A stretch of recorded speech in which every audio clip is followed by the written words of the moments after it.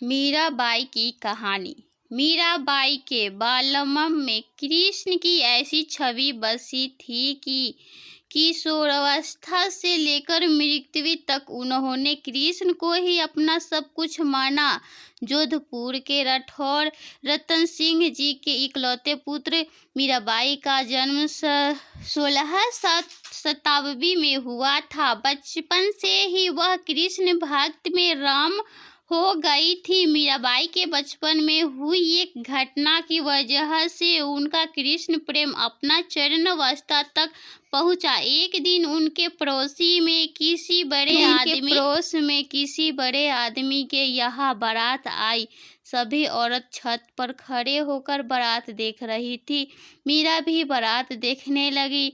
बारात को देख मीरा ने अपने माता से पूछा कि मेरा दूल्हा कैसा होगा। इस पर उनकी माता ने कृष्ण की मूर्ति की और इशारा करके कह दिया कि यह तुम्हारा दूल्हा है। बस यह बात मीरा के बाल मन में एक ठान की तरह बंध गई।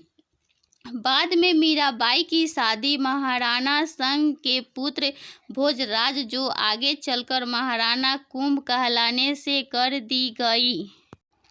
इस शादी के लिए पहले तो मीराबाई ने मना कर दिया, लेकिन जोर देने पर वह फूट फूट कर रोने लगी। शादी के बाद विदाई के समय वह कृष्ण की वही मूर्ति अपने साथ ले गई जिसे उनकी माता ने उनका दूल्हा बताया था। ससुराल के अपने घरेलू कामकाज निपटाने के बाद मीरा रोज कृष्ण के मंदिर चली जाती और कृष्ण की पूजा करती, उनकी और नित्य करती। उनके ससुराल वालों तुलजा भवानी यानी दुर्गा को कुल देवी मानते थे। जब मीरा ने कुल देवी की पूजा करने से इनकार कर दिया तो परिवार वालों ने उनकी श्रद्धा भक्ति का मंजूरी नहीं दी। मीराबाई की ननद उदबाबाई ने उन्हें बदनाम करने के लिए उनके खिलाफ एक साजिश रची। उसे राणा से कहा कि मीरा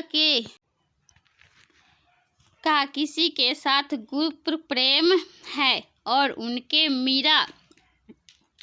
मीरा का मंदिर में अपने प्रेम के बात करने देखा है। राणा कुंभ अपने बहन के साथ आधी रात को मंदिर गया। वह मंदिर के दरवाजा तोड़कर अंदर पहुंचा और देखा कि मीरा अकेले ही कृष्ण की मूर्ति के सामने परम आनंद की अवस्था में बैठी मूर्ति से बातें कर रही थी और मस्ती में गा रही थी।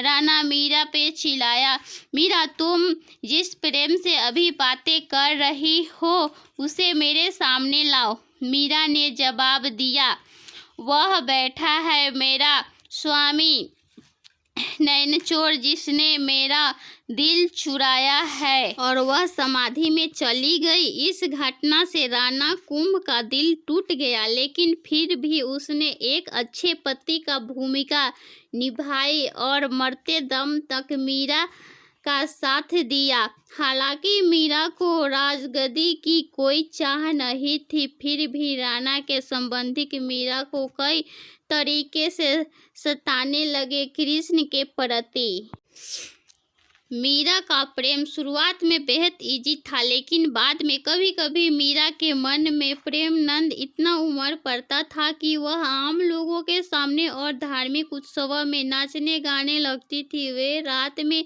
चुपचाप चित्तौड़ के किले से निकल जाती थी और नगर में चल रहे उत्सव में हिस्सा लेती थी। मीरा का देवर विक्रमादित्य जी चित्तौड़गढ़ का नया राजा बना बहुत कठोर था। मीरा की भक्ति, उनका आम लोगों के साथ घुलना मिलना और नारी मर्यादा के प्रति उनका लापरवाही का उसका कड़ा विरोध।